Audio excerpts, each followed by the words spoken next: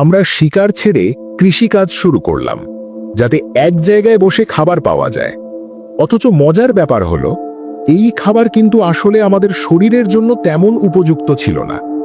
আমরা তো বিবর্তিত হয়েছিলাম মাংস খাওয়ার জন্য, কিন্তু তারপরও আমরা সেই মাংস ছেড়ে মাটি খুঁড়ে চাষবাস শুরু করলাম। আগে যখন মাংস খেতাম, তখন আমাদের মস্তিষ্ক আর শরীর দুটোই দারুণ শক্তি পেত। মনে হতো যেন সারাক্ষণ ফুরফুরে আর চনমনে আছি।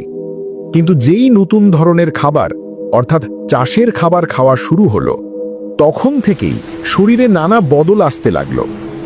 যেমন ধরুন, আমরা অলস হয়ে যেতে লাগলাম, কারণ এই নতুন খাবার থেকে যে শক্তি পাওয়া যেত তা কেবল আমাদের মাথার জন্য যথেষ্ট ছিল, শরীরের জন্য নয়। তাই শরীর পর্যাপ্ত শক্তি না পেয়ে চনমনে থাকার বদলে দুর্বল লাগতে শুরু করলো। এর সাথে সাথে দৌড়ানো, ছোটাছুটি করাও কমে গেল। আর সবচাইতে বড় কথা হলো, আমাদের বুদ্ধি বা মস্তিষ্কের যে এত উন্নতি হয়েছিল, তার মূলে ছিল মাংস থেকে পাওয়ার শক্তি। কিন্তু এখন যদি আমরা মাংস খাই, তাতেও আর আগের মতো সেই শক্তি পাই না, কারণ আমাদের শরীর এখন কম শক্তির খাবারেই অভ্যস্ত হয়ে গেছে। এর ফল হয়তো আপনি নিজের শরীরেও টের পান। এটা শুধু আপনার নয়, সব মানুষেরই হয়, যদিও কেউ এটা নিয়ে তেমন কথা বলে না।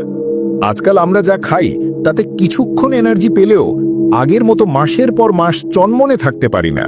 আর এর মূল কারণ হলো মাংস ছেড়ে এই নতুন খাবারে চলে আসা। বিজ্ঞানীরাও তাদের গবেষণায় এই কথাটাই প্রমাণ করেছেন।